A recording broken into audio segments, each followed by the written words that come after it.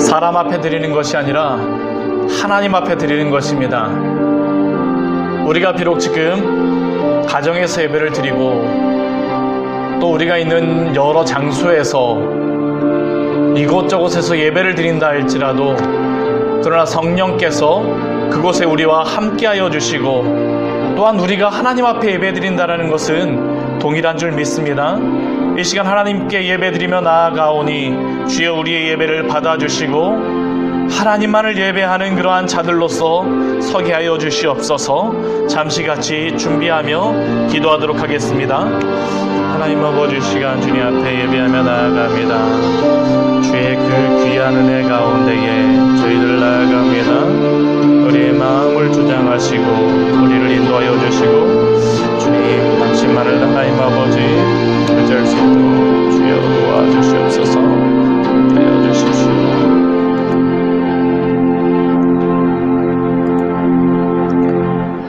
아버지께 참되게 예배하는 자들은 영과 진리로 예배할 때가 오나니 곧 이때라.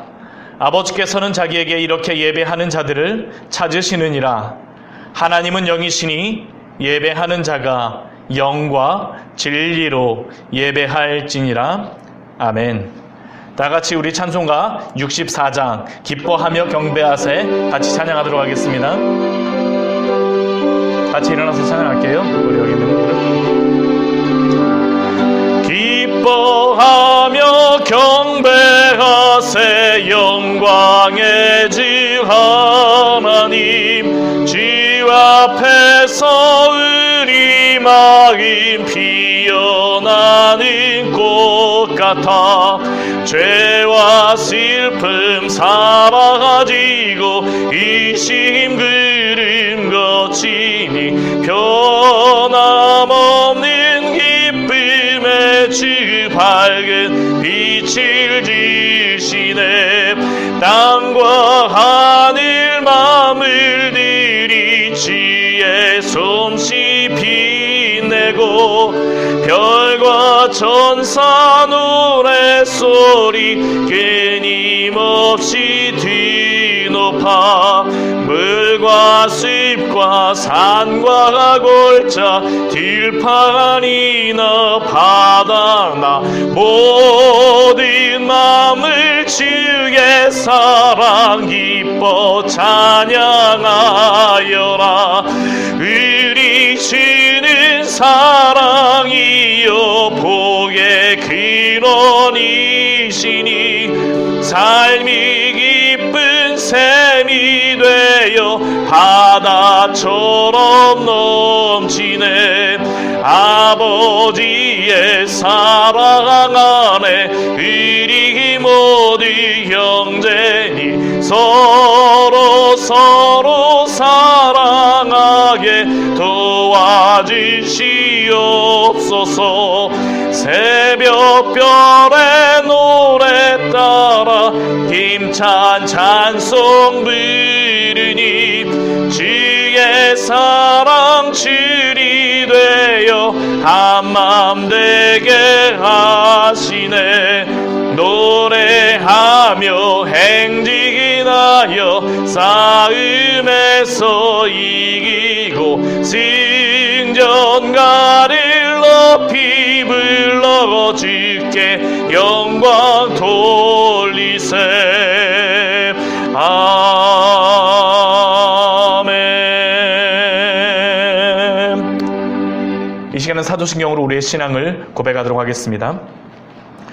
전능하사 전지를 만드신 하나님 아버지를 내가 믿사오며 그 외아들 우리 주 예수 그리스도를 믿사오니 이는 성령으로 잉태하사 동정녀 마리아에게 나시고 본디오 빌라도에게 고난을 받으사 십자가에 못 박혀 죽으시고 장사한 지 사흘 만에 죽은 자 가운데서 다시 살아나시며 하늘에 오르사 전능하신 하나님 우편에 앉아 계시다가 저리로서 산자와 죽은 자를 심판하러 오시리라.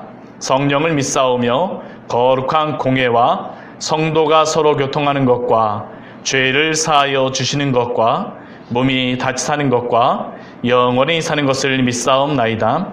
아멘. 다 자리에 앉아 주십시오. 찬송가 80장 천지에 있는 이름 중 같이 찬양하도록 하겠습니다.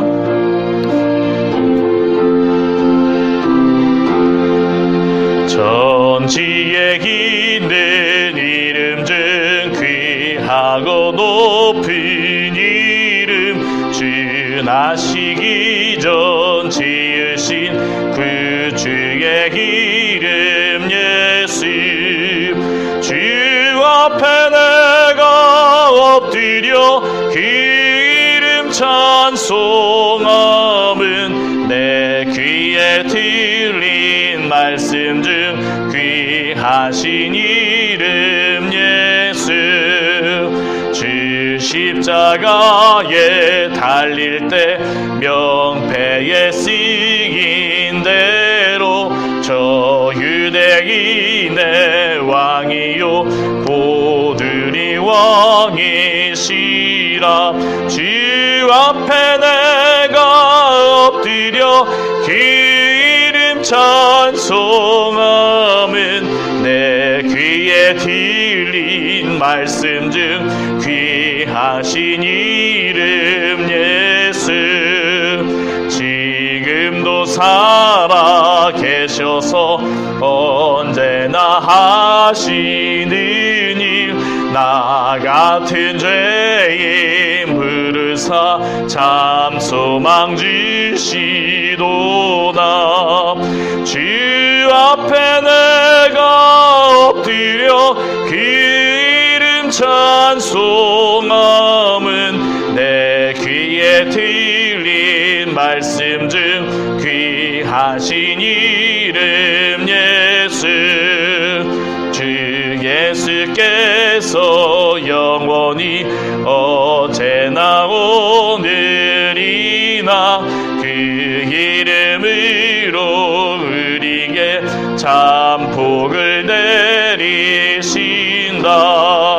주 앞에 내가 엎드려 그 이름 찬송함은 내 귀에 들린 말씀 중 귀하신 이름 예수.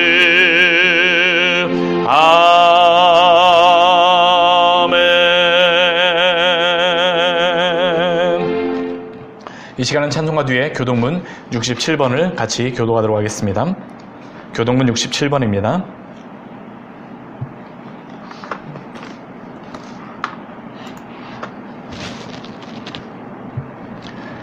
잠언 3장의 말씀 중에 같이 교도하도록 하겠습니다. 교동문 67번입니다.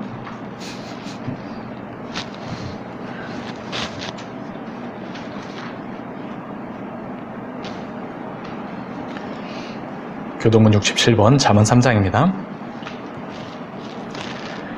지혜를 얻은 자와 명철을 얻은 자는 복이 있나니 지혜를 얻는 것이 너무나 나쁘고 그 이익이 전부보다 아닙니다. 지혜는 진주보다 귀하니 내가 사모하는 모든 것으로도 이에 비교할 수 없도다. 그의 오른손에는 장수가 있고 그의 왼손에는 부리가 있나니 그 길은 즐거운 길이요 그의 지름길은 다 평강이니라. 지혜는 그 얻은 자에게 생각난다. 지혜를 가진 자는 복되도다. 여호와께서는 지혜로 땅에 터를 놓으셨으며 명철로 하늘을 견고히 세우셨고 그의 지식으로 깊은 바다를 갈라지게 하셨으며 공중에서 이슬이 내리게 하셨느니라. 내 아들아 완전한 지혜와 근신을 지키고 이것들이 내 눈 앞에서 떠나지 말게 하라. 그래서 여호와는 내가 의지하시니라. 내 발을 세워 멀리지 않게 하시니라. 이 시간 하나님 앞에 같이 참회와 감사의 기도를 드리며 나아가도록 하겠습니다. 우리가 하나님 앞에 설 수 있는 이유가 무엇이겠습니까? 우리는 여전히 죄인이며 우리의 길로 갈 때가 얼마나 더 많습니까? 그럼에도 불구하고 우리의 죄를 담당하여 주신 그 예수 그리스도의 공로로 인하여 오늘도 우리가 하나님 앞에 서는 줄 믿습니다. 하나님께서는 우리에게 오늘도 말씀하십니다. 죄에 있는 자들은 회개하고 돌아오라고 말씀하세요. 참회하십시오. 죄에 대해서 고백하십시오.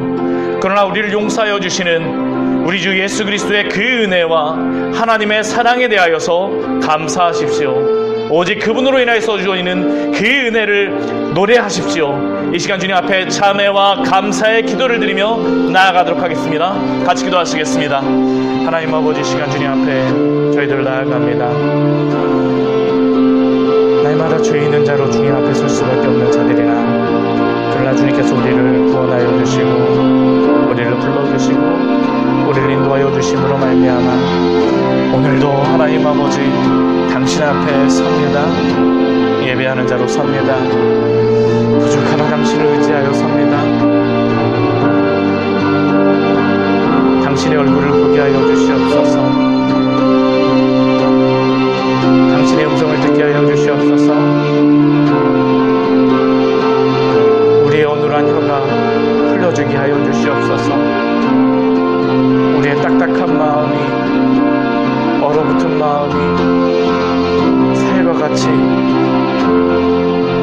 봄의 그 새소리에 녹아져가는 얼음과 같이 녹아지게 하여 주시옵소서. 하나님, 당신의 그 은혜로 저희들 나아가기를 원하오니 주님만을 예배하게 하여 주시고 주님만을 찬양하게 원합니다. 주여 인도하여 주시고 당신 앞에 서게 하여 주시옵소서. 하나님 아버지, 하나님 아버지, 오늘도 당신께서 우리를 불러주시고 당신의 그 구원의 은혜를 찬양하며 예배하는 자들로 이 자리에 저희를 서게 하시니 감사를 드립니다. 하나님 아버지, 온 나라가 코로나로 인하여서 하나님 아버지 큰 환난과 고난 가운데 있습니다. 광야의 샘교회도 이렇게 함께 예배드리지 못하고 각자의 처소에서, 가정에서 또 흩어져서 예배드릴 수밖에 없는 그러한 상황입니다. 그러나 그럼에도 불구하고 날마다 당신의 은혜로 우리를 붙들어 주시는 그 은혜를 찬양하며 감사합니다. 예배는 우리에게 하나님 아버지, 하나님이 우리에게 베풀어 주신 그 생명과 또한 우리를 피조물로 창조하여 주신 그 은혜를 저희들 노래하며 마땅히 드릴 것이오니 하나님, 상황을 바라보며 예배하거나 주 앞에 나아가지 말게 하여 주시고 하나님이 창조주이시고 우리가 피조물이기에 마땅히 예배하는 자들로서 이 자리에 서게 하여 주시옵소서. 우리의 눈을 열어주십시오. 우리의 귀를 듣게 하여 주시옵소서. 우리의 딱딱한 마음들을 다 부숴주시고 우리 주 예수 그리스도의 그 십자가만을 의지하여서 당신 앞에 나아갈 수 있도록 주여 붙들어 주시고 인도하여 주시옵소서. 특별히 하나님 아버지, 이 민족을 주님 불쌍히 여겨주시기 바랍니다.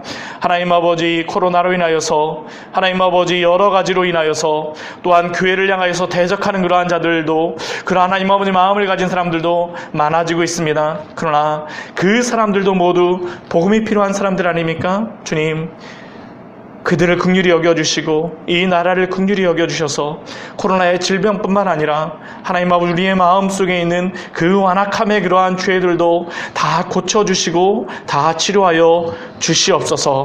특별히 하나님 아버지 우리 광야의 샘교회 성도들을 주님 지키시고 인도하여 주시기 바랍니다. 하나님, 여러 가지로 어려움 가운데 있는 성도들도 있고 마음이 하나님 아버지 힘든 그러한 지체들도 있습니다. 여러 가지 환난 가운데 있는 지체들도 있습니다. 주님, 그들을 붙잡아 주시고 오늘도 우리 주 예수 그리스도를 의지하며 온전히 하나님 아버지 당신으로 인하여서 기쁨과 만족과 평안함을 누릴 수 있도록 주여 붙들어 주시고 인도하여 주시옵소서. 특별히 하나님 아버지 당신의 말씀을 전하고자 합니다. 예배를 드리는 처음부터 마지막 시간까지 주님만이 영광 받아 주시고 당신의 말씀을 전하는 종의 하나님 아버지 말씀을 통하여서 우리의 마음이 주님만을 찬양하며 예배할 수 있도록 주여 도우시고 인도하여 주시옵소서. 모든 예배의 순서를 주님 앞에 맡깁니다. 주님만이 홀로 영광 받아 주시옵소서. 예수님의 이름으로 기도드립니다. 아멘. 예, 오늘 하나님께서 우리에게 주시는 말씀은 이사야서 32장 1절 말씀서부터 20절까지의 말씀입니다. 이사야서 32장 1절부터 20절까지의 말씀입니다. 이사야서 32장 1절서부터 20절. 제가 가진 성경으로는 1004페이지입니다. 구약성경 1004페이지 이사야서 32장입니다. 한 절씩 교독하도록 하겠습니다. 보라, 장차 한 왕이 공의로 통치할 것이요 방백들이 정의로 다스릴 것이며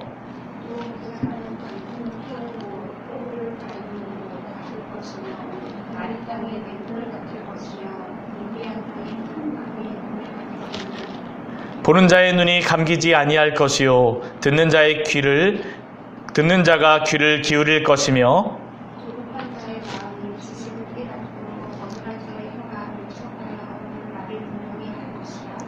어리석은 자를 다시 존귀하다 부르지 아니하겠고 우둔한 자를 다시 존귀한 자라 말하지 아니하리니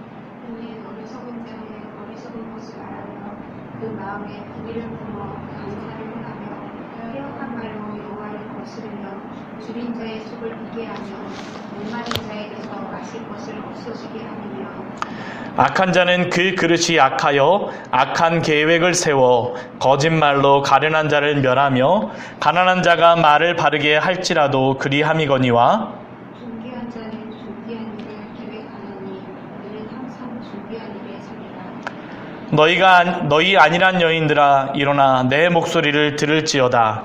너희 염려 없는 딸들아 내 말에 귀를 기울일지어다. 너희 염려 없는 여자들아 1년 만족하시면 너희가 당하나니 또도 수확이 없으며 열매 거둔 놈이 믿지 않을 것이라. 너희 안일한 여자들아 떨지어다. 너희 염려 없는 자들아 당황할지어다. 옷을 벗어 몸을 드러내고 배로 허리를 동일지어다.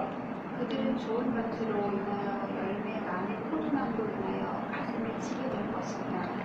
내 백성의 땅에 가시와 찔레가 나며 희락의 성읍 기뻐하는 모든 집에 나리니 대저 분전이 회양화되며 인구 많은 성읍이 장막하며 오벨과 망대가 영원히 불효리 되며 들나비가 즐기는 것과 양대의 초성이 되니라. 마침내 위에서부터 영을 우리에게 부어주시리니 광야가 아름다운 밭이 되며 아름다운 밭을 숲으로 여기게 되리라. 그때 정의가 광야에 거하며 공의가 아름다운 밭에 거하리니 공의의 열매는 화평이요 공의의 결과는 영원한 평안과 안전이라.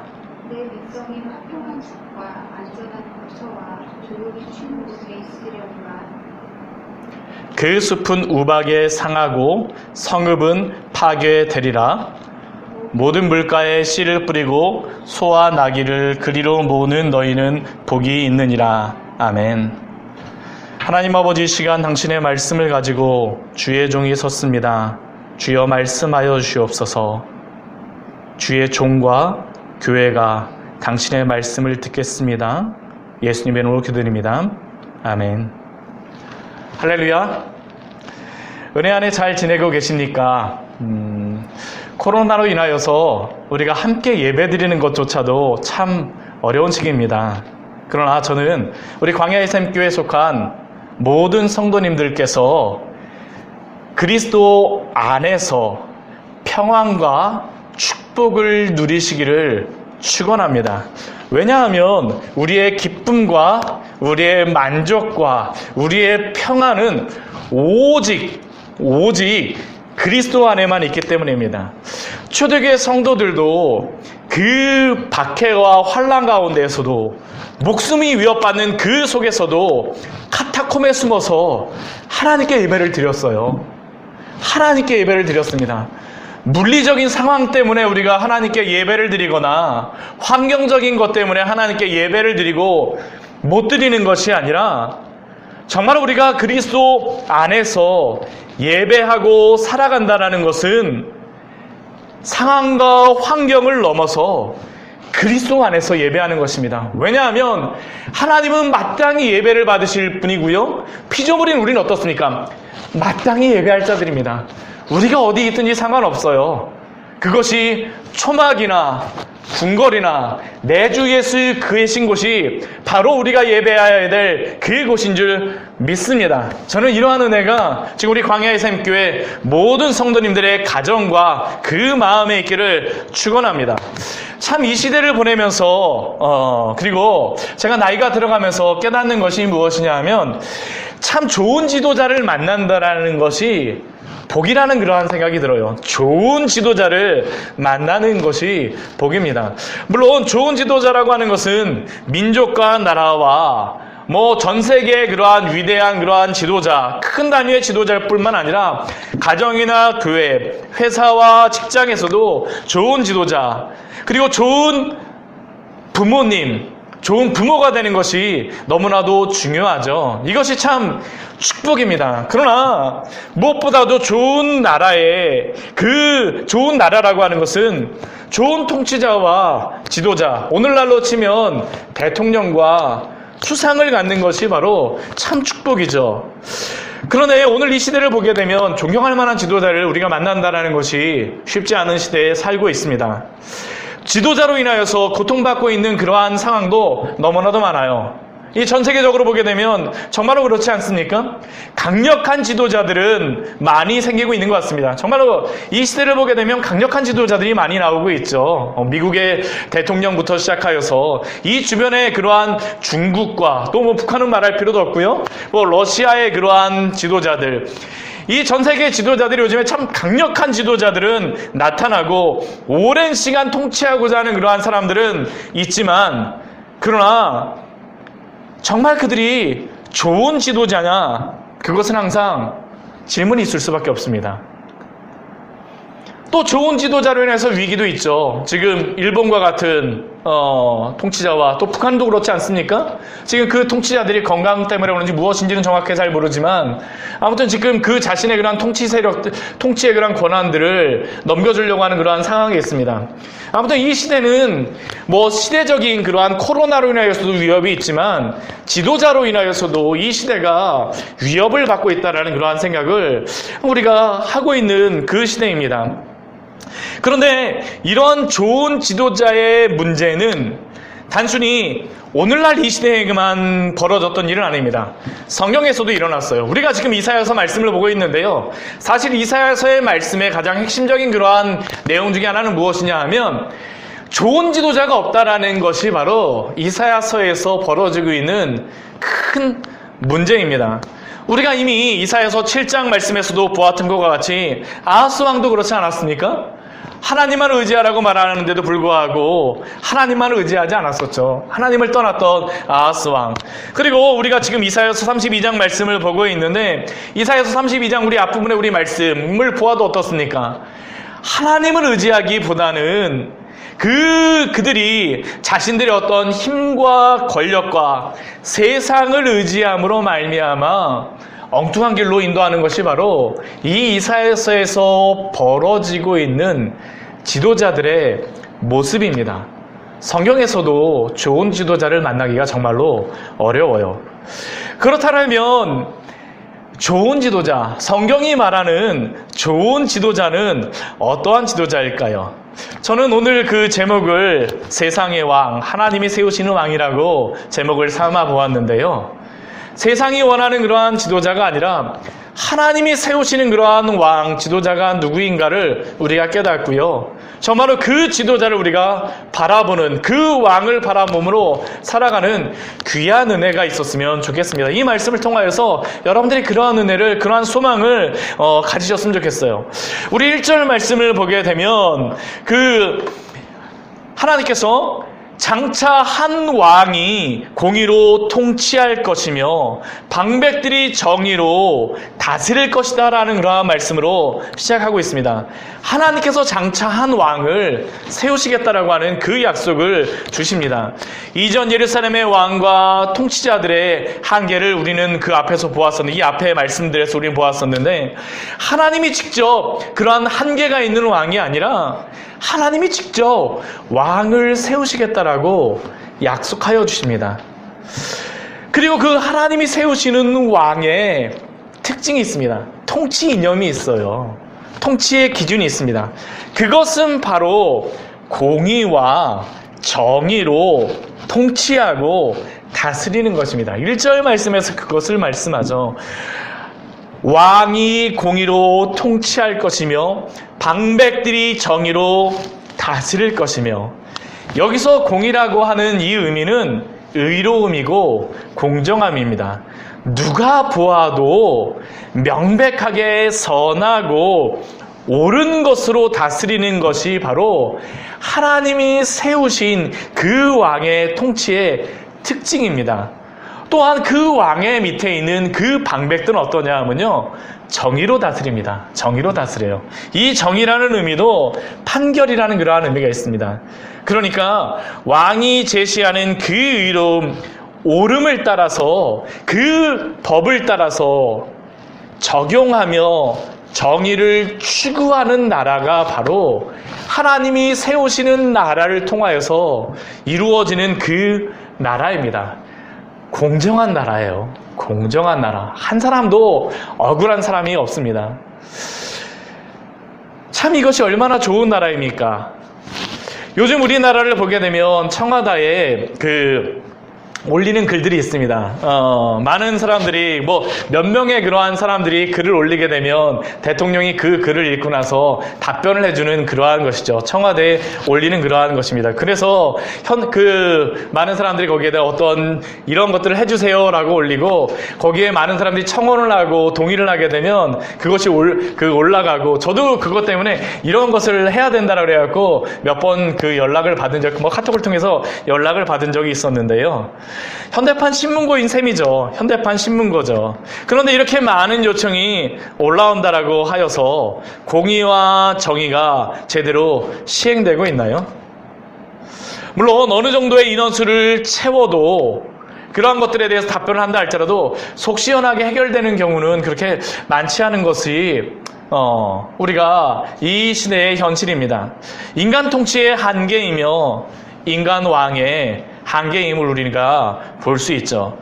그렇다면 이렇게 하나님이 세우시는 왕, 공의와 정의로 통치하는 왕은 백성에게 어떠한 존재이겠습니까? 오늘 2절 말씀을 보게 되면요, 하나님이 세우심으로 말미암아서 그 백성들에게 그 왕이 어떠한 존재인지를 보여주십니다. 우리 2절 말씀 읽으면서 제가 얼마나 위로를 많이 받았는지 모릅니다. 정말 제가 위로를 많이 받았어요.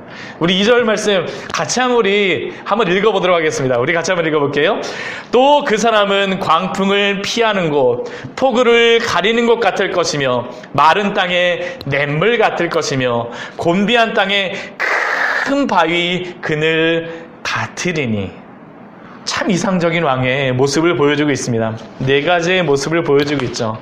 첫 번째는 하나님이 세우시는 그 왕은 광풍을 피하는 곳과 같은 그러한 왕입니다.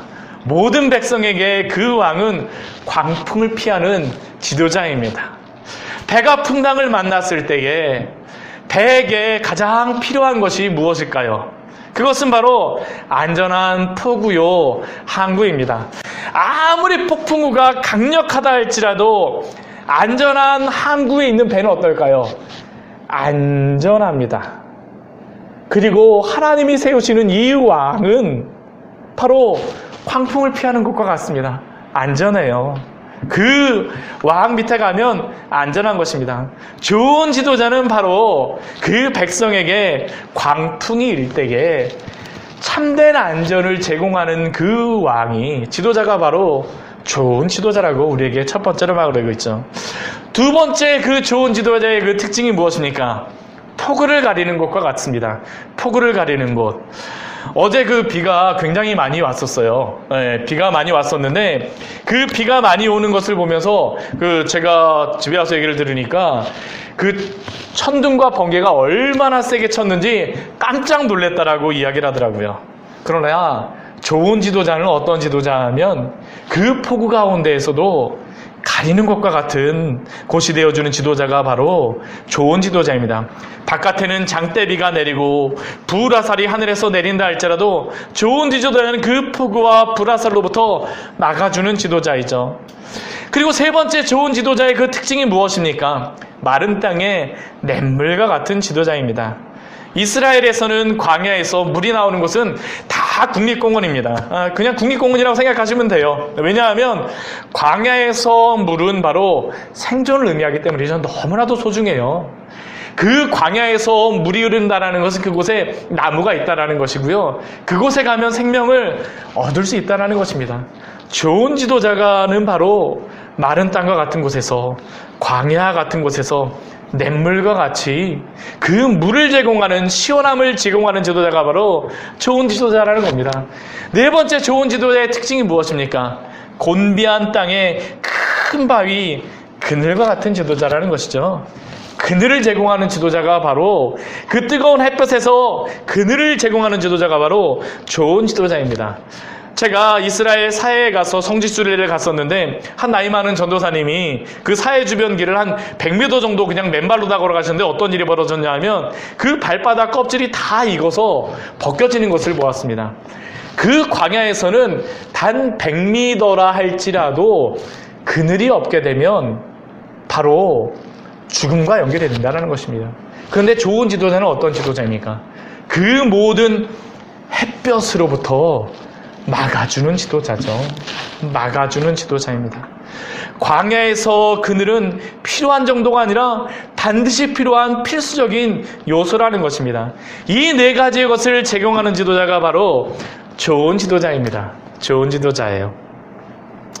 그런데 이 네 가지의 통치 모습을 갖춘 지도자를 우리가 참 가지면 얼마나 좋습니까? 그런데 우리가 이러한 지도자를 구하기 전에 먼저 우리가 생각해야 될 것이 무엇일까요? 우리가 바로 이러한 사람인가를 생각해 보아야 됩니다. 우리는 누군가에게는 항상 지도자예요. 부모로서, 아니면 친구 사이에서도 우리가 지도자가 될 수 있고요. 우리가 여러 사람 앞에서 우리가 지도자의 모습으로 나타날 수 있습니다. 직장에서, 일터에서.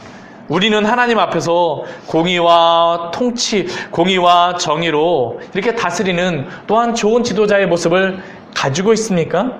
아마 우리 스스로부터 생각해 본다 할지라도 그러한 지도자의 모습을 우리 스스로에게서도 사실 찾기가 어렵다는 그런 생각을 합니다. 어렵다라고 생각합니다. 그렇다면 오늘 여기서 이사야서 32장에서 말씀하여 주시는 하나님이 세우시는 이 왕, 좋은 지도자, 참된 지도자는 누구를 의미할까요? 그분은 바로 예수 그리스도입니다. 예수님만이 이 모든 것을 유일하게 갖추신 하나님이 세우신 왕임을 기억하십시오. 그분은 이 땅에서 공의와 정의로 사람들을 대우하셨습니다. 그분은 가난하다고 못 산다라고 하셔서 차별하지 않았어요. 모든 이 세상 사람들이 죄인이라고 손가락질하고 미워하였던 세리도, 심지어는 창녀조차도 예수님은 그들의 친구가 되어줬고 이웃이 되어줬고 그들에게 기대는 언덕이 되어줬습니다.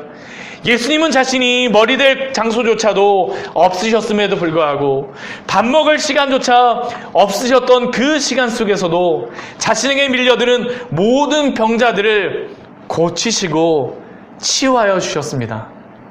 또한 그분은 영혼의 갈급함을 가지고 있으나 모든 사람의 괄시를 받으며 또한 사람들의 눈을 피해서 이리저리 도망다녔던, 그리고 잠들어서 사람들이 있을 때에야 겨우 물을 가지러 왔던 그 사마리아 여인에게도 참된 생수를 주셨던 분이 바로 예수님입니다. 저는 이 사마리아 그 여인의 그러한 말씀을 볼 때마다 참 은혜가 됩니다. 왜 예수님이 사마리아 여인에게 가셨을까? 사실은 사마리아라는 곳이 유대인들과, 예수님도 유대인이었기 때문에 유대인에게 적대적인 그러한 장소임에도 불구하고 왜 예수님께서 그 길, 사마리아 길까지 걸어가셨을까? 사마리아 여인, 그 여인의 영혼에게 물 한 바가지를 주시기 위해서 그 마을에 가신 것이 아닙니까? 우리 요한복음 우리 4장 13절과 14절의 말씀에 보게 되면 예수님이 그 여인에게 이렇게 말씀하시죠. 우리 요한복음 우리 4장 말씀 우리 같이 한번 보도록 할까요? 우리 요한복음 우리 4장의 말씀입니다. 요한복음 4장 13절과 14절의 말씀이에요. 이 여인에게 예수님께서는 이 물을 주시려고 가셨습니다. 얼마나 은혜가 됩니까? 우리 같이 한번 읽어보도록 할까요? 예수께서 대답하여 이르시되 이 물을 마시는 자마다 다시 목마르려니와 내가 주는 물을 마시는 자는 영원히 목마르지 아니하리니 내가 주는 물은 그 속에서 영생하도록 솟아나는 샘물이 되리라. 예수님이 이 사마리아 여인에게 영생의 샘물을 주시기 위하여서 그곳에 가셨습니다. 그런데 그 예수님께서는 우리에게 또한 샘물이 되어주십니다. 우리에게 샘물이 되어주세요. 우리에게 그늘이 되어주십니다. 또한 우리의 영혼 속에서 광풍이 있는 인생 속에서도 폭우가 내리는 그 속에서도 예수님은 참된 도움이 되십니다. 마가복음 4장 말씀에 보게 되면 그 갈릴리 바다에서 광풍이 일어날 때 예수님이 어떻게 말씀하십니까? 우리 마가복음 4장 37절과 38절 말씀에 보면 이렇게 말씀이 기록되어 있어요. 큰 광풍이 일어나며 물결이 배에 부딪혀 들어와 배에 가득하게 되었더라. 그런데 예수께서는 고물에서 베개를 베고 주무시더니 제자들이 깨우며 이르되 선생님이여 우리가 죽게 된 것을 돌보지 아니하시냐이까 하니 예수님께서 깨어나시자마자 뭐라고 말씀하십니까? 바람을 꾸짖으시며 바다더러 이르시되 잠잠하라 고요하라 하시니 바람이 그치고 아주 잔잔하여 지더라. 오직 예수님만이 광풍이 일고 폭우가 치는 그곳에서 우리를 지키시고 보호하여 주셨다는 것을 예수님은 당신의 삶을 통하여서 말씀을 통하여서 우리에게 보여주십니다. 그렇기에 하나님이 세우신 참된 왕이신 예수님 앞에 나오십시오. 오늘 말씀은 바로 예수님이 공의로 통치하시며 정의로 다스리신다라고 말씀하세요. 2절 말씀은 광풍을 피하는 곳, 폭우를 피하는 곳은 바로 예수님이십니다. 예수님만이 우리의 마른 땅과 같은 우리 영혼에 샘물을 주시고요, 냇물을 주시고요, 곤비한 우리 영혼에 그늘이 되어주는 줄 믿으시기 바랍니다. 예수님께 피하세요. 예수님이 바로 우리 영혼의 항구가 되어주시고요, 예수님이 우리 영혼의 샘물이 되어주시고요, 예수님이 우리 영혼의 그늘이 되어주십니다. 얼마나 은혜롭습니까? 예수님이 바로 놀라운 그 은혜를 베풀으시는 그분임을 바라보십시오. 기억하십시오. 그래서 예수님을 바라보는 사람들은 어떨까요? 우리 3절과 4절 말씀을 보게 되면요, 예수님을 바라보는 사람들의 그 특징이 나타납니다.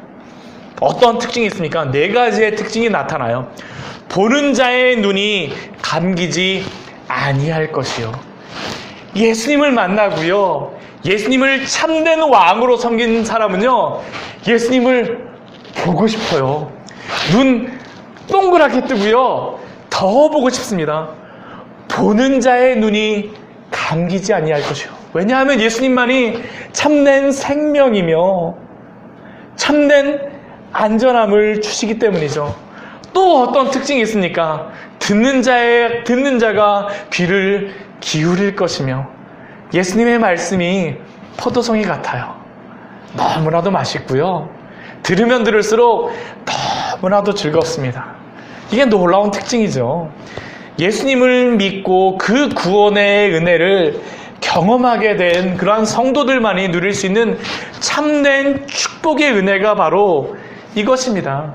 예수님을 더 보고 싶고 예수님의 말씀을 더 듣고 싶습니다. 사랑하는 성도 여러분, 이 은혜가 있으니까 예수님 사모하십시오. 예수님을 더욱더 사모하세요. 그분을 보기를 사모하시고 그분의 말씀을 듣기를 기대하십시오. 즐거워하십시오. 이것이 바로 우리의 참된 기쁨입니다. 또 예수님을 만난 사람들은 어떠한 특징이 있습니까? 우리 4절 말씀을 보게 되면 조급한 자의 마음이 지식을 깨닫게 됩니다. 지식을 깨닫게 돼요. 우리가 참 이 세상 살아가다 보면 얼마나 마음이 조급해질 때가 있습니까? 조급해질 때가 있어요. 저는 이사야서 28장 말씀에 참 은혜로운 말씀을, 제가 이 말씀 보면서 얼마나 은혜를 많이 받았는지 모릅니다. 28장, 우리 이사야서 28장 우리 16절의 말씀이죠. 예수님이 어떠한 분이십니까? 우리 28장 16절 말씀을 보게 되면 이렇게 말씀하십니다. 그러므로 주 여호와께서 이같이 이르시되 보라 내가 한 돌을 시온에 두어 기초를 삼았노니. 이 돌은 예수 그리스도입니다. 예수 그리스도가 기초가 되어주시는 그 사람, 어떠한 일이 있습니까? 시험하는 돌이요 귀하고 견고한 기초돌이라. 그분이 견고한 기초돌이 되는 그 사람은 그것을 믿는 이는 다급하게 되지 아니하리로다. 우리가 이 세상 속에서 여러 가지 위협이 닥치게 되면 얼마나 마음이 다급해집니까? 조급해집니까? 그런데 예수 그리스도를 바라보며 예수 그리스도의 그 말씀을 듣는 사람은 마음이 조급해지지 않습니다. 지혜를 얻어요.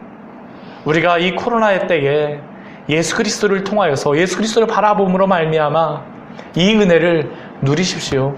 조급해지지 마세요. 그리스도 붙잡으면요 조급해지지 않습니다. 조급해지지 않아요. 쫓기지 않아요. 쫓기지 않아요. 그리스도를 붙잡는 성도에게만 있는 그 은혜입니다. 또 어떤 은혜가 있습니까? 어눌한 자의 혀가 민첩해지죠. 찬양하고 싶어요. 기도하고 싶어요. 말씀을 계속 읽고 싶습니다. 이게 바로 예수 그리스도를 왕으로 삼은 그 성도들에게 일어나는 놀라운 그 은혜입니다. 그리고 예수 그리스도가 왕이 되어주시는 그 나라에 나타나는 그 특징이 있습니다. 그 특징이 무엇이냐면요, 거짓 통치자들이 다 없어집니다. 우리 5절서부터 8절까지의 말씀을 보게 되면 세 부류의 사람들이 나옵니다. 첫 번째는요, 어리석은 자이고요. 두 번째는 우둔한 자이고요. 세 번째는 존귀한 자입니다. 여기서 어리석은 자와 우둔한 자는 예수 그리스도를 모르는 그러한 이 세상의 통치자들입니다. 지도자들이에요. 예수 그리스도를 모르는 사람들이 바로 이 사람들입니다. 근데 이 어리석은 자의 그 특징이 무엇입니까? 우리 성경에서 말하는 어리석은 자라는 것은 하나님을 모르는 사람입니다. 하나님을 모르는 사람을 성경에서는 어리석은 자라고 말해요. 또 우둔한 자는 무엇이냐 하면 사실은 이 사람들은 하나님을 모르지는 않습니다. 이 우둔한 자라고 되어 있는데요. 이 우둔한 자는 누구냐면 우리 7절 말씀을 보면 악한 자라고 되어 있습니다. 우리 앞에 보면 우리 6절 말씀 보게 되면 어리석은 자가 나오고요. 7절 말씀 보면 악한 자가 나오고 8절 말씀 보면 존귀한 자가 나오는데요.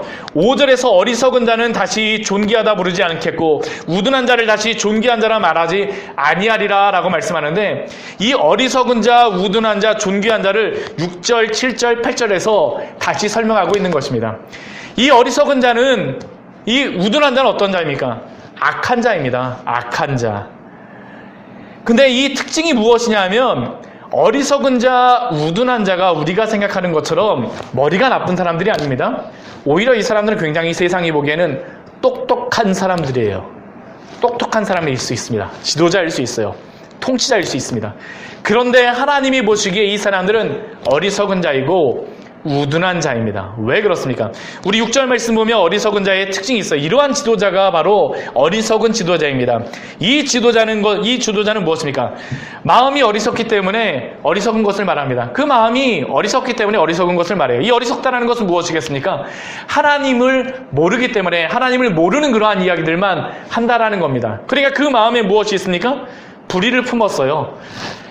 하나님, 예수 그리스도가 있는 사람만이 의로운 자인데, 예수 그리스도만이 의인데 예수 그리스도가 없게 되면 어떻게 되겠어요? 불의한 자죠. 그 마음이 불의합니다. 그러니까 그 삶이 어떻습니까? 간사합니다. 간사해요. 간사합니다. 그리고 이 간사라고 하는 뜻은 더러움이라는 의미입니다. 항상 더러운 일을 행해요. 더러운 일을 행해요. 자기 이익에 따라서 행한다는 것입니다. 어떤 때는 굉장히 공의로운 것 같은데요, 내 이익에 벗어나게 되면 한순간 얼굴빛이 변합니다. 갑자기 돌아서 버려요. 왜요? 자기 이익에 따라 행하거든요. 더러운 사람이기 때문입니다. 또 그러한 사람은 무엇을 말합니까? 패역한 말을 합니다. 이 패역한 말은 무엇일까요? 여호와를 거스리는 그러한 말입니다. 하나님의 말씀을 결코 두려워하지 않고요, 그냥 패역한 말, 그 하나님에 대하여서 반항하는 말, 그러한 것들을 말하는 사람입니다. 또 이 어리석은 사람은 어떻겠습니까? 하나님에 대해서만 그러는 것이 아니죠. 하나님에 대해서만 간사하고 패역한 말로 여호와를 거스리는 것이 아니라 그 이웃에 대해서도 어떻습니까? 줄인 자의 속을 비게 합니다. 그리고 목마른 자에게서 마실 것을 빼앗아요. 자신의 이익을 위하여서 먹을 것과 또한 마실 것을 가난한 자에서 빼앗는 자가 바로 어리석은 자입니다. 왜요? 하나님이 그 마음에 없기 때문이죠. 그 마음에 없기 때문입니다. 그런다면 악한 자는 누구겠습니까?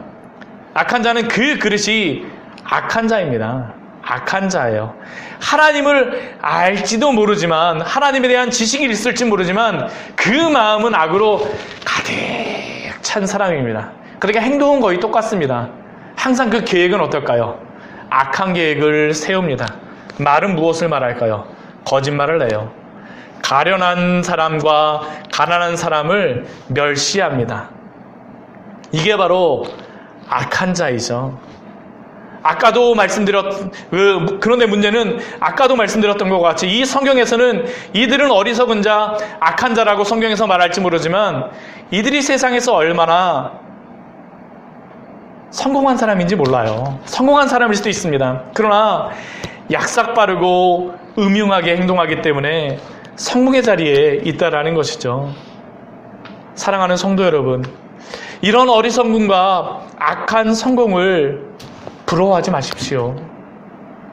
이사야서는 분명히 우리에게 말씀하는 것이 무엇입니까? 이러한 어리석음과 우둔함을 통하여서, 이 어리석음과 악함을 통하여서 우리에게 성공할 것을 기대하지 말라라고 말씀하세요. 그것을 부러워하지 말라라고 말씀하세요. 그러면 우리가 행해야 될 그 삶은 무엇입니까? 우리 8절 말씀입니다. 우리 8절 말씀 같이 한번 읽어보도록 하겠습니다. 존귀한 자는 존귀한 일을 계획하나니 그는 항상 존귀한 일에 서리라. 하나님을 소망하는 사람은 존귀한 자입니다. 존귀한 자. 예전 한글 성경에서는 이걸 무엇이라고 번역을 했었냐면 고명한 자라고 번역을 했었어요. 저는 우리 광야의 샘교회 성도님들이 존귀한 자로 서시기를 축원합니다. 이 존귀한 자라는 의미는 고귀하다는 의미고 관대하다는 의미입니다. 예수 그리스도를 믿음으로 말미암아 구원을 받고 하나님의 백성이 됨으로 말미암아 그 성품으로 드러나는 게 바로 이 존귀함이라는 것입니다. 존귀함이라는 것이에요. 그래서 이 사람은 어떻습니까? 하나님이 그 그리스도의 성품에 따라서 존귀함을 항상 추구하기 때문에 존귀한 일을 계획해요. 또한 항상 존귀한 일을 추구합니다. 존귀한 편에 서 있어요. 우리는 이러한 질문을 많이 하죠. 하나님, 내 편이세요? 하나님이 저와 함께 하십니까? 라고 우리는 질문하며 하나님 제 편에 서주세요. 하나님이 내 기도를 들어주세요. 라고 우리가 많이 기도하죠. 그러나 하나님은 오히려 우리에게 이렇게 질문하세요. 너가 내 편에 있니? 너가 내 길로 가고 있니? 이것은 다른 게 아닙니다. 우리가 존귀한 일을 계획하며 존귀한 일에 서 있느냐라는 것입니다. 사랑하는 성도 여러분, 기도의 응답을 받고 축복을 받는 방법은 그래서 간단합니다. 그것은 하나님 편에 서는 것입니다. 존귀한 것을 계획하며 존귀한 일에 서시는 우리 귀한 성도님들 되시기를 축원합니다. 또 오늘 말씀을 보게 되면요, 이러한 성도들이 빠지지 말아야 될 한 가지의 그러한 주의 상황을 줍니다. 그것이 무엇이냐면 안일한 삶에 빠지지 말라라는 것이에요. 우리 9절 말씀에 보게 되면 이렇게 말씀하세요. 너희 안일한 여인아, 내 목소리를 들을지어다. 너희 염려 없는 딸들아, 내 말에 귀를 기울일지어다. 이 안일하다라는 의미는 편안하다라는 의미고요. 염려 없다라는 것은 정말 걱정이 없는 것입니다. 우리가 편안하고 염려 없는 것이 얼마나 우리가 좋은 것입니까? 우리가 추구해야 될 것입니까? 그런데 하나님께서는 안일한 여인과 염려 없는 딸들에게 내 목소리와 내게 귀를 기울이라고 말씀하세요. 왜 그럴까요? 오늘 그 9절 말씀에서, 우리 9절에서부터 우리 하시는 말씀에서 안일한 여인, 염려 없는 딸들은 하나님을 의지함으로 말미암아 염려 없는 것이 아니라 세상을 의지함으로 말미암아 아니라고 염려 없기 때문입니다. 이것이 너무나도 중요하죠. 우리의 마음에 평안이 있습니까? 무엇 때문에 우리의 마음에 평안이 있습니까? 오직 하나님을 의지함으로 말미암아 그 평안함을 누리시기 바랍니다. 이게 바로 이스라엘의 문제지 않았습니까? 하나님을 의지하라고 하는데도 그 사람들은 무엇을 의지합니까? 애굽을 의지하죠. 아수르를 의지하죠. 그리고 우리는 안일하다라고 이야기합니다. 편안하다라고 이야기해요. 염려 없다라고 말합니다. 그러나 그것이 아니라는 것입니다. 무엇을 의지하여서 평안하고 무엇을 의지하여서 염려 없느냐가 우리가 질문해야 될 그러한 질문입니다. 하나님만을 의지하세요. 하나님만을 의지해야지만 우리가 참된 그러한 하나님의 평안을 누릴 수 있다는 것입니다. 그리고 마지막에 우리가 그 심판 가운데에서도 우리가 구원받을 수 있음을 하나님께서 하나님을 의지하는 자에게만 주신다라는 것입니다. 우리 13절과 14절 말씀해 보게 되면 그것을 말씀하는 것이죠. 내 백성의 땅에 가시와 찔레가 나며 희락의 성을 기뻐하는 모든 집의 날이니 대저 궁전이 폐한바되며 인구 많던 성읍이 적막하며 오벨과 망대가 영원한 구렬이 되며 들나귀가 즐기는 곳과 양떼의 초장이 되거니와. 하나님을 의지하지 않았던 그러한 사람들에게는 이러한 심판이 있다라는 것입니다. 그는 어떻습니까? 하나님을 의지하는 자들은 틀리다라는 것이에요. 틀리다라는 것입니다. 다르다라는 것입니다. 다르죠? 제가 틀린 게 아니라 다르다라는 것입니다. 하나님만 의지하십시오. 세상의 것으로 편안함을 유지하는 것이 아니라, 세상의 것으로 걱정 없는 것이 아니라 하나님으로 걱정 없어야 됩니다.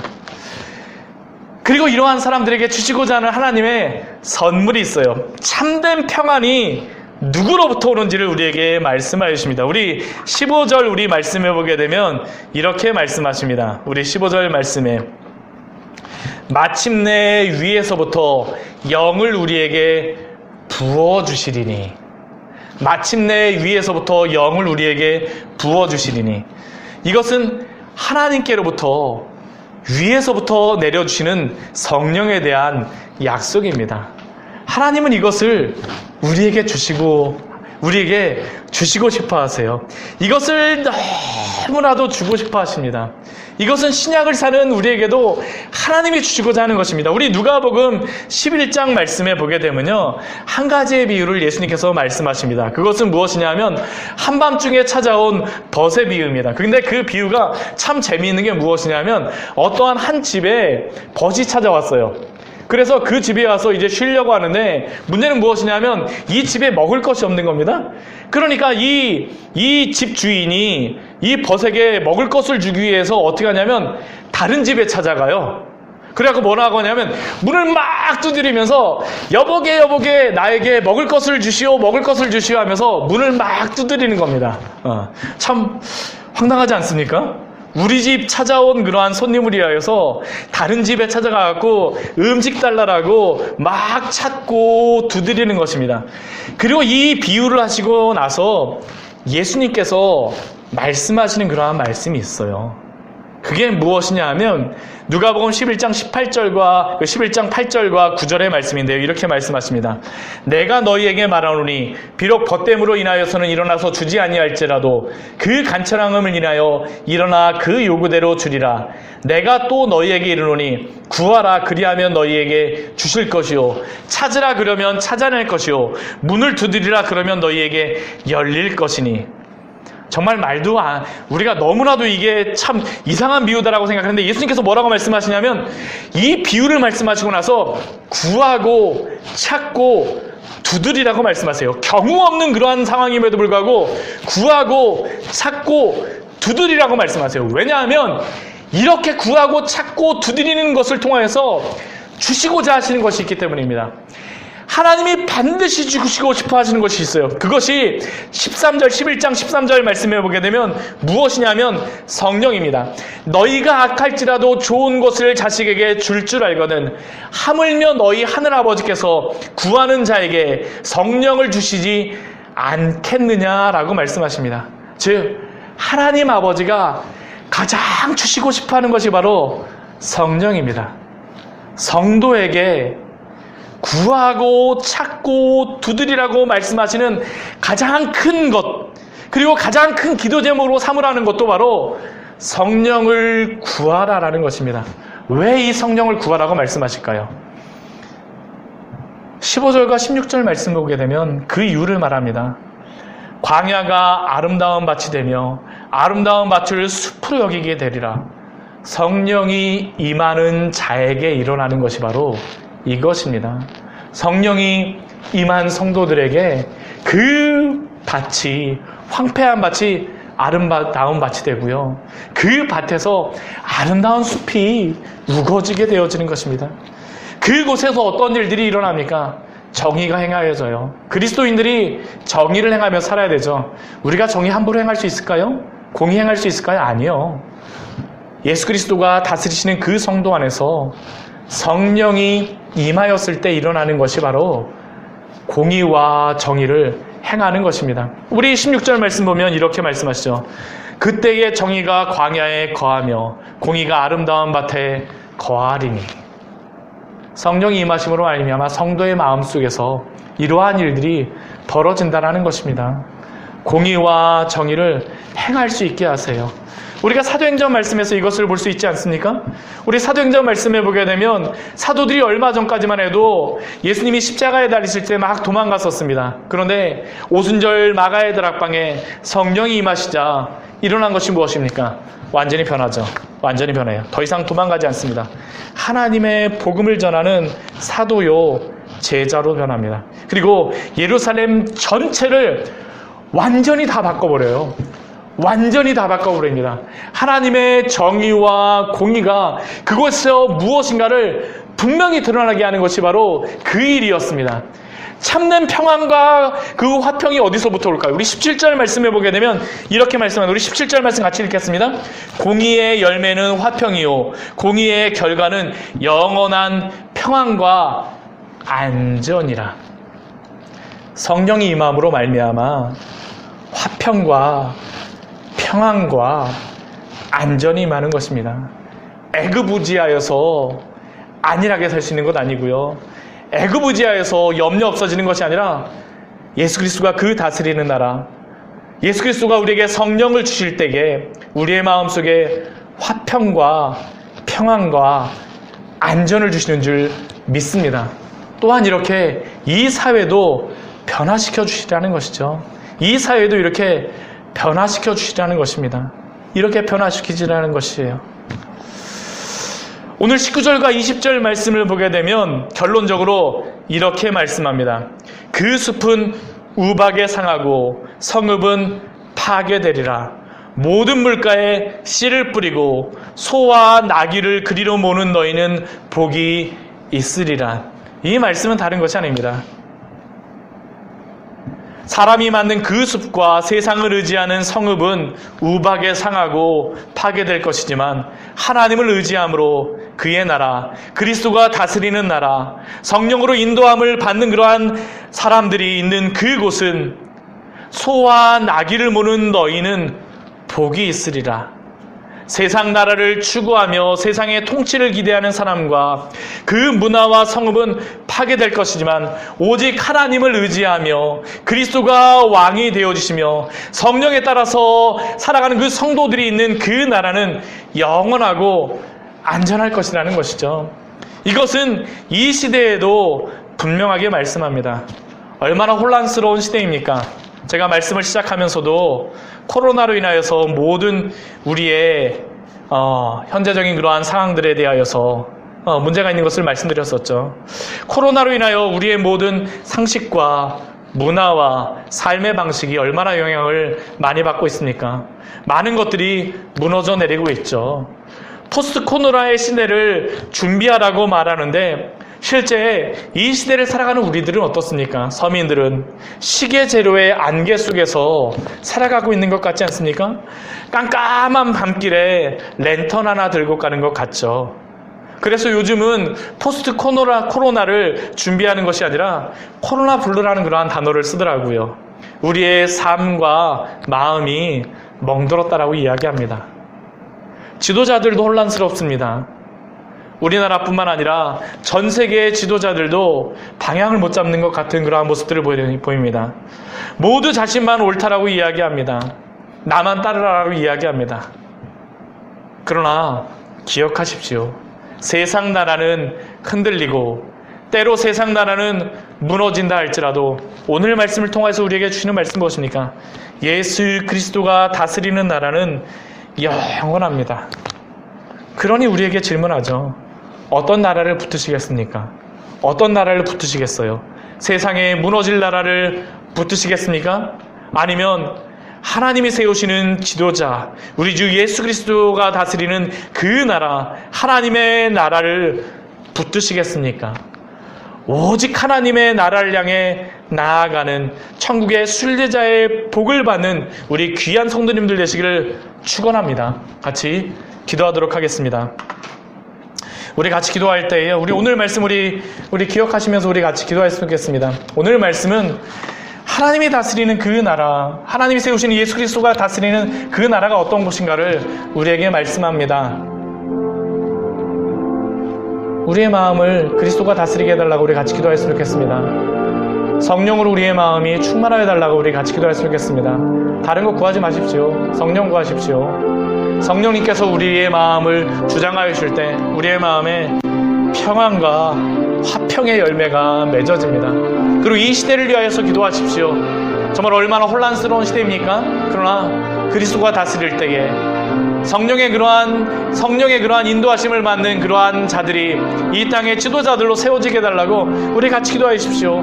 혼란스러운 그러한 지도자들이 아니라 하나님 앞에서 바른 그러한 지도자들을 세워달라고 우리가 기도해야 됩니다. 이 시간 하나님 앞에 우리 간절히 기도하도록 하겠습니다. 같이 기도하시겠습니다. 하나님 아버지, 당신 앞에 하나님 아버지 기도하며 나아갑니다. 오늘 말씀을 통하여서 하나님이 세우시는 하나님 아버지 왕이 누구인지 우리에게 말씀하여 주시니 감사를 드립니다. 우리 주 예수 그리스도가 바로 우리의 참된 왕이시며 우리의 다스리시는 그 분이 아닙니까? 주님, 우리 당신을 바라보게 하여 주시고 당신만을 따르게 하여 주시옵소서. 세상에 하나님 아버지 다른 왕들을 하나님 아버지 기대하기보다는 그들을 위하여서 기도하게 하여 주시고, 그러나 하나님 아버지 그들이 하나님을 두려워함으로 말미암아 하나님 이 혼란스러운 시대 속에서 하나님의 다스림이 있을 수 있도록 주여 도와주시옵소서. 특별히 믿음의 성도들을 깨워주시고 하나님 아버지 인도하여 주시옵소서.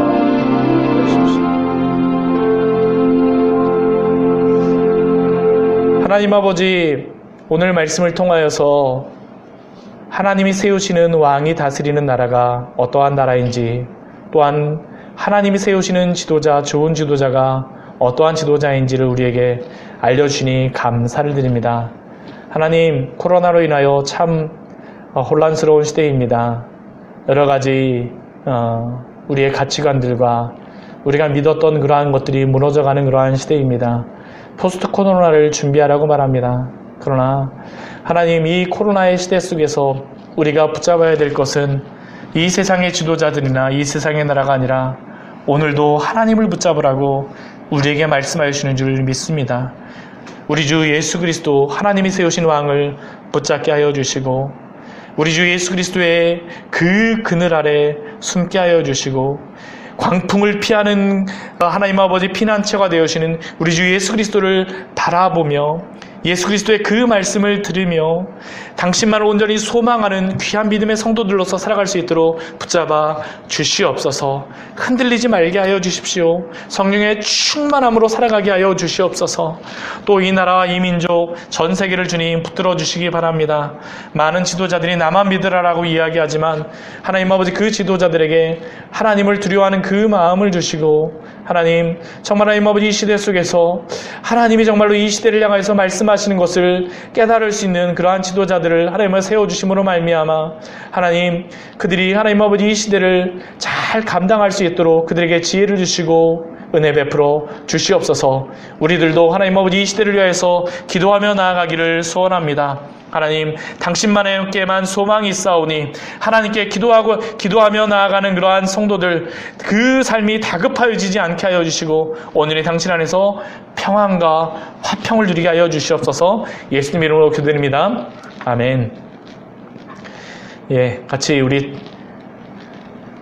교회라는 우리 찬양 부르면서 우리 준비하신 헌금하도록 하겠습니다. 우리 교회 찬양은 우리 설립 예배 때 우리 부르려고 하는 찬양입니다. 우리 준비하는 우리 마음으로 우리 또 헌금 드리면서 우리 같이 찬양하도록 하겠습니다.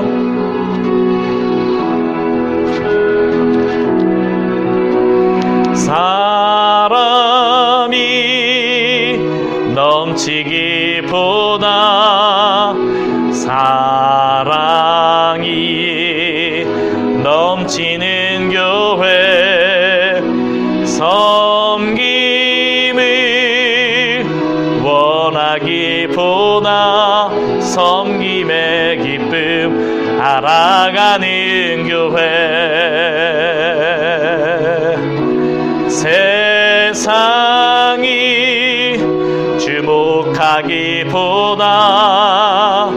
주님이 주목하는 교회, 화려한 겉모습보다 중심이 주를 향하는 교회, 주님이 피로 사신 아름다운 교회, 서로를 사랑함으로 하나 되는 교회, 주님이 머리 되신 거룩한 교회, 우리 함께 만들어 가요. 내 작은 생각보다도 하나님의 소중함 많은 교회, 세상이 알려지기보다 서로가 서로 깊이 가는 교회, 주님이 피로 사신 아름다운 교회, 서로를 사랑함으로 하나 되는 교회, 주님이 머리 되신 거룩한 교회, 우리 함께 만들어 가요. 주님이 피로 사신 아름다운 교회, 서로를 사랑함으로 하나 되는 교회, 주님이 머리 되신 거룩한 교회, 우리 함께 만들어 가요. 같이 기도하시겠습니다. 하나님 아버지, 우리 주님이 피로 사신 교회, 우리 주 예수 그리스도가 다스리시는 교회, 우리 주 예수 그리스도만이 왕이 되시는 그 교회, 당신의 나라를 이루어가게 하여 주시옵소서. 광야의 샘교회가 그런 교회로 세워질 수 있도록 주여 붙잡아 주시옵소서. 각 가정에서 드리는 그 모든 예배와 또한 우리 성도들의 모든 삶을 축복하여 주십시오. 당신이 피로 사신 귀한 성도들입니다. 코로나의 때에 믿음 잃어버리지 말게 하여 주시고 우리 주 예수 그리스도를 더욱 굳건하게 붙잡을 수 있도록 붙잡아 주시옵소서. 그 삶과 하나님 아버지 그 가정을 붙잡아 주시기 바랍니다. 그 직장과 일터도 붙잡아 주시옵소서. 마음 다급하여지지 말게 하여 주시고 마음 조급하여지지 말게 하여 주시고 우리 주 예수 그리스도를 바라볼 때에 성령을 인하여서 그 마음에 참된 평안과 화평함이 차고 넘치며 누림이 있을 수 있도록 주여 축복하여 주시옵소서. 헌금을 드립니다. 드려지는 그 모든 예물 위에 주님, 당신께서 하나님 마음을 축복하여 주시고 그들이 우리 귀한 광야의 삶교회 성도들이 행하는 그러한 모든 삶 속에서 지혜롭게 행함으로 말미암아 존귀한 자로 계획하며 존귀한 자로 서게 하여 주시옵소서. 주님의 축복을 누리게 하여 주시옵소서. 예수님 이름으로 기도드립니다. 아멘. 광고하도록 하겠습니다. 제가 카톡을 통해서 말씀드린 것과 같이요. 다음 주일 예배까지 비대면 예배로 진행을 합니다. 상황에 따라서 어떻게 될지 모르겠지만 일단 다음 주일까지 비대면 예배로 진행하니 우리 귀한 성도님들 말씀 우리 잘 들으시고요. 비록 우리가 함께 이렇게 예배 드리지 못하지만 성령께서 우리와 함께하여 주는 줄 믿습니다. 그 은혜 안에 우리 예배하며 함께하기를 소원합니다. 또 우리 9월 첫째 주에 우리 교회 설립 예배를 계획하고 준비하고 있습니다. 은혜 가운데 준비될 수 있도록 기도하여 주십시오. 그러나 이것도 코로나로 인하여서 어려움이 있습니다. 만약 변경되게 되면 제가 여러분들에게 또 알려드릴 것입니다. 그러나 우리가 설립 예배를 드린다라는 것이, 저는 이 설립 예배를 드리면서 제가 마음속에 가지는 것이 제 마음이 다급해지지 않았으면 좋겠다는 그런 생각을 합니다. 아까 말씀을 통하여서 나누었었지만 예수 그리스도가 있는 그러한 성도들은 다급하지 않습니다. 하나님께서 교회를 세우시는 것입니다. 하나님의 그러한 교회가 세워지는 것이오니 우리 잘 준비될 수 있도록 기도해 주시고요. 무엇보다도 우리 코로나로 인하여서 우리 어려움을 겪고 있는 이 나라와 이 민족 주님 불쌍히 여겨주시고, 또한 교회에 하나님 아버지 여러 가지 상황들도 있습니다. 복음이 가려지지 않도록 무엇보다도 기도하여 주시기 바랍니다. 세 번째 광고는 우리 설립 예배 특송, 우리 같이 모여서 준비하지 못하지만 오늘 헌금송을 통해서 우리 같이 찬양을 하였습니다. 우리 많이 들어주시고요. 우리 당분간 우리 헌금송은 계속 우리 설립 예배 우리 특송 우리 교회 우리 이 찬양으로 할 것입니다. 집에서도 우리 불러주시고 우리 들어주시고 함께 우리 함으로 말미암아 조금씩 우리 설립 예배 준비하며 기도하며 나아갔으면 좋겠습니다. 우리 마지막 우리 찬송가 우리 430장 우리 주와 같이 길 가는 것 우리 부름으로써 모든 예배 마치도록 하겠습니다. 주와 같이 길 가는 것, 주와 같이 길 가는 것 즐거운 일 아닌가. 우리 주님 걸어가신 발자취를 밟겠네. 한 걸음 주 예수와 함께 날마다 우리 걸어가리.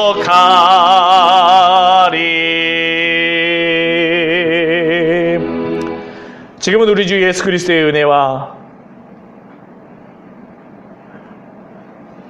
하나님의 그 크신 사랑과 성령을 통하여서 성도 가운데에 내주하셔서 교통하시고 연합하게 하심이 이 예배에 참석한 모든 성도들, 또한 이 예배를 사모하며 함께 온라인으로 예배한 모든 성도들의 머리에와 또한 이 자리를 사모하는 모든 영혼들, 또한 앞으로 맡겨질 우리 모든 영혼들 위해 우리 주 예수 그리스도가 왕으로 다스리심과 성령의 충만함으로 살아가는 그 놀라운 축복이 지금으로부터 영원까지 함께 있을지어다.